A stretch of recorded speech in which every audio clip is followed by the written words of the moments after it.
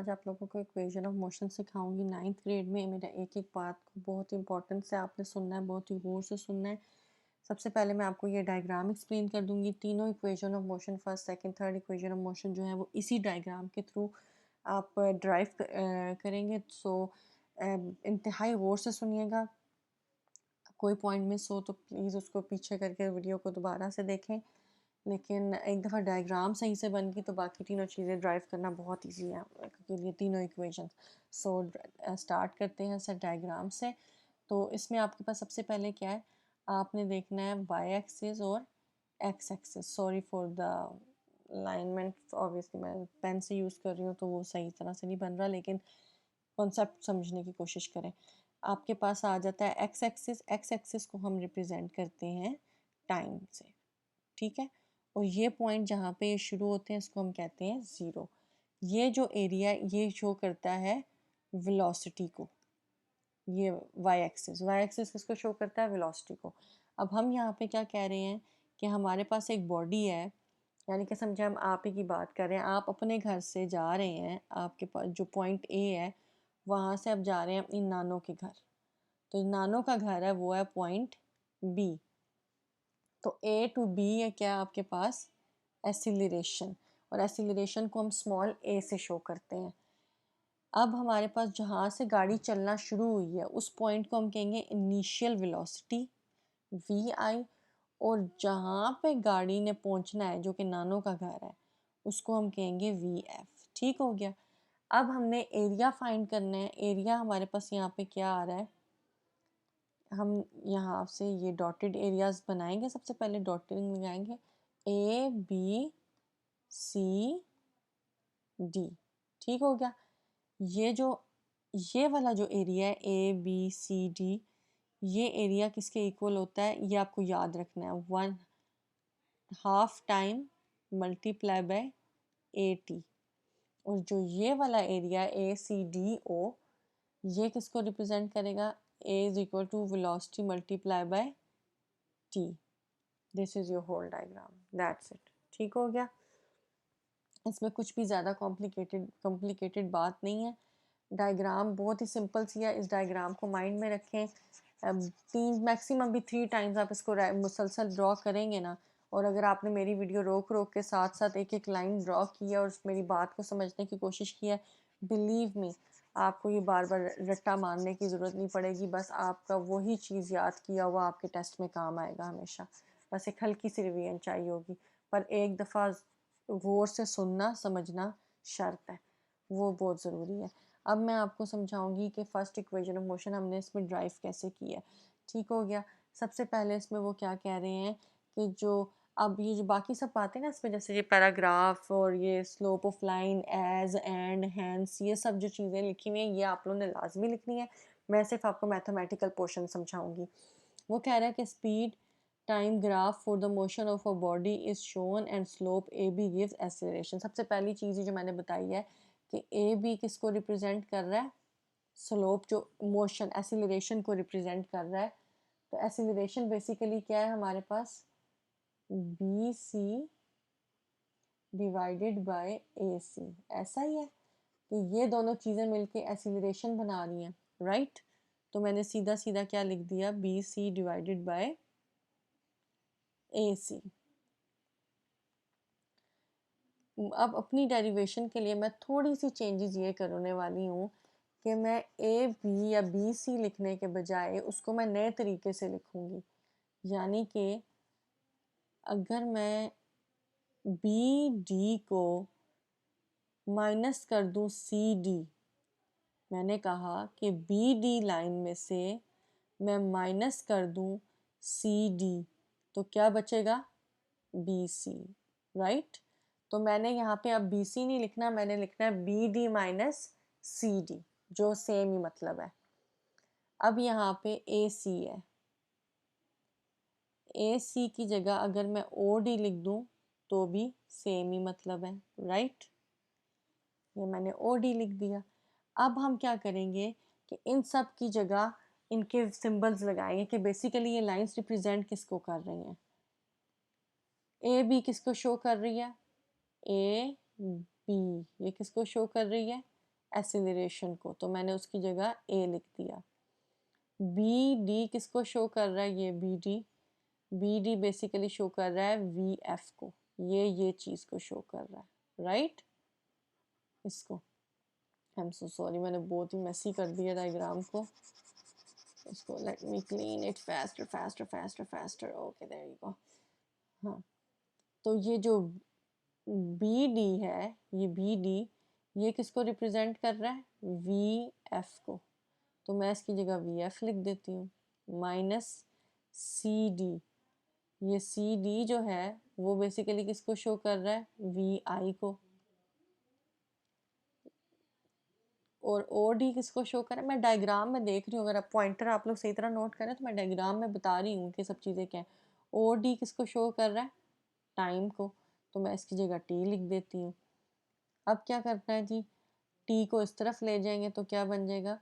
A T is equals to V F minus V I. आपकी equation drive होगी। Simple, very simple, right. लेकिन जो हमें final form लिखनी है ना इसकी, वो बेसिकली लिखनी है V F is equals to A T plus V I. और अब मैं इसको जिस तरह हम लोग फार्मूलाज में लिखते हैं वो हम इस तरह लिखते हैं, ठीक है। आपने जो फाइनल इक्वेशन लिखनी है वो इस तरह लिखनी है। अदरवाइज यहाँ तक आपकी प्रूव हो गई है, ठीक है ना, इस पॉइंट पे वो प्रूव हो गई है, लेकिन यहाँ तक जो उसको मतलब उसको आप सिर्फ रीअरेंज करोगे और अपनी ये फॉर्म ले आओगे फर्स्ट इक्वेशन ऑफ मोशन की। अब हम आते हैं सेकंड इक्वेशन ऑफ मोशन में। सेकंड इक्वेशन ऑफ मोशन भी बहुत इजी है। इसमें वो सबसे पहले आपको क्या बता रहे हैं कि आपके पास in time speed graph shown the total distance जो है वो एस ट्रेवल किया है इस बॉडी ने, और उसलिए टोटल एरिया वो किसके इक्वल है? ओ ए बी डी के। ये जो ओ ए बी डी है ना, ये किसके इक्वल है? एस के इक्वल है। ये बात पैराग्राफ में समझाई जा रही है सिंपली, ठीक हो गया। अब आगे वो हमें क्या बता रहे हैं? आगे वो उन्होंने उस चीज़ को प्रूफ कैसे करना है, जिस तरह पिछले में हमने एसिलरेशन को प्रूफ कर रहे थे ना, अब यहाँ एसिलेशन से स्टार्ट किया था, अब यहाँ पे हमने टोटल डिस्टेंस को कैसे शो करना है या टोटल डिस्टेंस कैसे प्रूव करना है, उसका फार्मूला उन्होंने सबसे पहले दिया हुआ है। फार्मूला है S is equals to rectangle O A C D. Rectangle का है हमारे पास ओ ए सी डी, ये हमारे पास क्या है? रेक्टेंगल। और इसमें हमने किसको प्लस करना है? हम प्लस करेंगे ट्रायंगल ए बी सी को, विच इज ए बी सी। अगर हम इन दोनों चीज़ों को आपस में प्लस करेंगे तो हमारे पास क्या आ जाएगा? टोटल डिस्टेंस ट्रेवल्ड, ठीक हो गया। अब हम इसको प्लस करने के लिए सबसे पहले क्या करते हैं? सबसे पहले हम देखेंगे कि ओ ए सी डी किसके इक्वल है? किसके इक्वल है ये इक्वल है ओ A multiply by O D. सही हो गया, ओ A multiply by O D. अभी हमने पिछली फर्स्ट इक्वेशन ऑफ मोशन अगर आप लोगों ने मेरी गौर से सुनी है तो उसमें आपको पता चल गया होगा कि ओ ए क्या था? Should choose other pen. हाँ, ओ ए हमारे पास क्या था? ओ ए हमारे पास है, ये ओ ए हमारे पास क्या है? V I multiply by O D. O D हमारे पास क्या है? ये क्या है? This is T, right.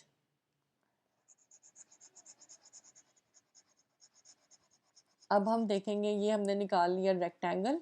अब हम निकालेंगे ट्रायंगल और हमें फाइंड क्या करना है? Total distance. तो अब वो निकालेंगे तो हमारे पास है triangle A B C is equals to, ये जो ट्रायंगल है ये ए बी सी किसके इक्वल है? हाफ ए सी, यानी कि ए सी का हाफ, ये इसका half,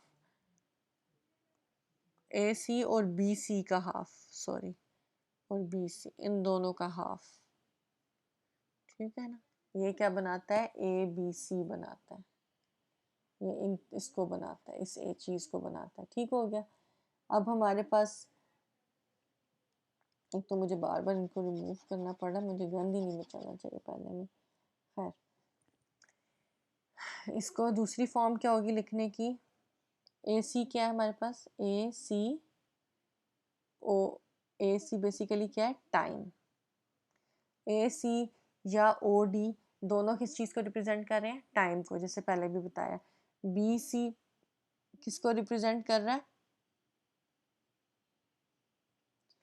I am so sorry, BC represent करता है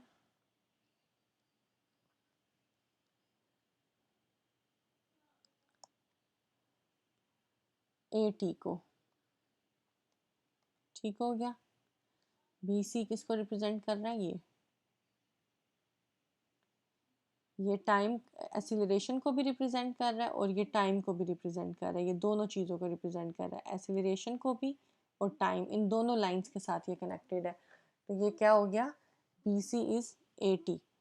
सो अब हमारे पास ये फॉर्म आ गई। अब हमारे पास जो हमने फार्मूला पहले देखा था उसके मुताबिक हम क्या कह रहे थे कि S, अगर हमें टोटल डिस्टेंस फाइंड करना है तो S प्लस करेगा रेक्टेंगल ACD को प्लस ट्रायंगल ABC। मैं उसके लिए नेक्स्ट स्लाइड भी थोड़ी सी जनरेट करनी पड़ेगी मुझे। हाँ जी, तो नेक्स्ट स्लाइड पे हम आते हैं, हम देखते हैं कि बेसिकली कैसे होगा। ओहो, pen, S is equals to A, okay sorry, OACD plus triangle ABC, right.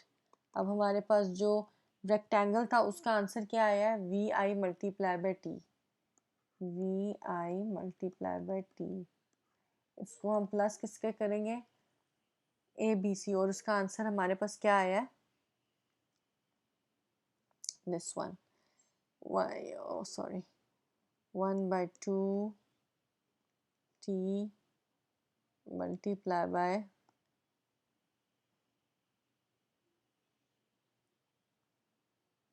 AT। ठीक हो गया। अब हम इसको आगे प्रूफ करेंगे, तो इन दोनों को प्लस करके हमारे पास जो ये S की वैल्यू है, ये फार्मूला कैसे ड्राइव हो रहा है, एक्चुअल में ये ड्राइव हो चुका है। मल्टीप्लाई का साइन हटा दें, इनको इकट्ठा करके लिख दें, मल्टीप्लाई का साइन हटा दें और इसको इकट्ठा कर दें, ये आपके पास आ गया सेकेंड इक्वेशन ऑफ मोशन। बिल्कुल मुश्किल नहीं है, अगर आप लोगों ने मुझे गौर से सुना है तो आप लोग को आइडिया हो गया होगा। अब हमारे पास आ रही है third equation of motion. Third equation of motion में वो कह रहा है कि in speed time graph shown in figure total distance S travel by the body is given by total area under the graph. ठीक हो गया। अब वो कह रहे हैं कि जो टोटल एरिया ग्राफ के अंदर दिया है, ये जो टोटल एरिया है ये बेसिकली ट्रैवल को शो कर रही है कि टोटल डिस्टेंस जो ट्रैवल हुआ है। अब ये थोड़ा सा कॉम्प्लिकेटेड है, बहुत ज़्यादा कॉम्प्लिकेटेड तो ये भी नहीं है, लेकिन इसको आपको ना बार बार सॉल्व करने की ज़रूरत पड़ेगी ताकि थोड़ा सा अच्छे तरीके से मेमोराइज हो जाए। तो अब इसमें वो सबसे पहले आपको क्या कर रहे हैं कि आपके पास जो टोटल एरिया है OABD, इसको उन्होंने किससे रिप्रेजेंट किया है, S से, और इसको S से रिप्रेजेंट करने का एक और तरीका उन्होंने जो बता दिया यहाँ पे, दैट इज़ द OA, यानी कि VI। फ़िलहाल मैं डेरिवेटिव्स पे नहीं जा रही, आपको ये चीज़ याद करनी होगी, ठीक है ना।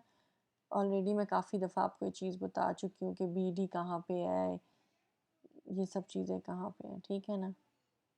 ये हमने लिख दिया, 2 को हम इधर ले जाएंगे S के पास, तो 2S आ जाएगा, और फिर अब आपके पास क्या बच गया, OA प्लस BD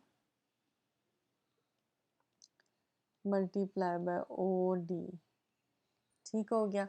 अब हमें अपना रिजल्ट लेने के लिए हम दोनों साइड्स को मल्टीप्लाई करेंगे दोनों साइड्स को B C over O D के साथ। ठीक हो गया। 2s multiply by B C over O D, फिर मैंने लिखा O A plus B D multiply by O D multiply by B C over O D. ये हमने स्टेप बेसिकली इसलिए किया क्योंकि हमने इस ओ डी को कैंसिल आउट करना था, ठीक है ना। और इसको कैंसिल आउट करने के लिए हमें दोनों तरफ उसको मल्टीप्लाई करना था। सो अब क्या हमारे पास बढ़ जाता है, 2s multiply by B C over O D is equals to O A plus B D multiply by B C, right. अब हम इनको कन्वर्ट कर देंगे जो बेसिकली जो इस चीज़ को रिप्रेजेंट कर रहे हैं, यानी कि 2s मल्टीप्लाई बाय ए। अगर पिछली क्वेश्चन आपको याद है तो आपको आइडिया होगा कि ये बेसिकली एक्सीलरेशन को रिप्रेजेंट करता है। फिर हमारे पास आ जाता है ओ ए किसको रिप्रेजेंट कर रहा है, V I plus V F को। फिर मल्टीप्लाई कर दें बी सी। अगर आपको पिछली दो इक्वेशंस याद है तो ऑटोमेटिकली आपको ये सब पॉइंट्स पता होंगे कि बी सी किसको रिप्रेजेंट कर रहा है, वी एफ माइनस वी आई को। और फिर अब ये तो फार्मूला अगर याद होना चाहिए, मैथ्स में अक्सर इस चीज़ का जिक्र होता है इस फार्मूले का कि अगर A plus B multiply by A minus B तो स्क्वेयर लग जाता है। जैसा मैं अभी इसको नेक्स्ट फॉर्म लगाऊंगी, 2as is equals to V I square sorry V F square minus V I square. ठीक हो गया, क्योंकि यहाँ पे माइनस हमारे पास किसके साथ है, वी आई के साथ है। तो ये आपके पास क्या हो गया, आपकी final third equation of motion. ठीक है, ये फार्मूला है अगर आप लोग को याद हो, A plus B multiply by A minus B, तो वो किसके इक्वल होता है, A square minus B square के। ये फार्मूला यहाँ पे अप्लाई हुआ है, ये वाला फार्मूला जिसकी बेस पे ये बन गया।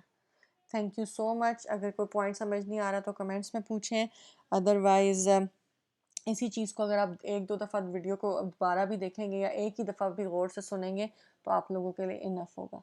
Thank you so much.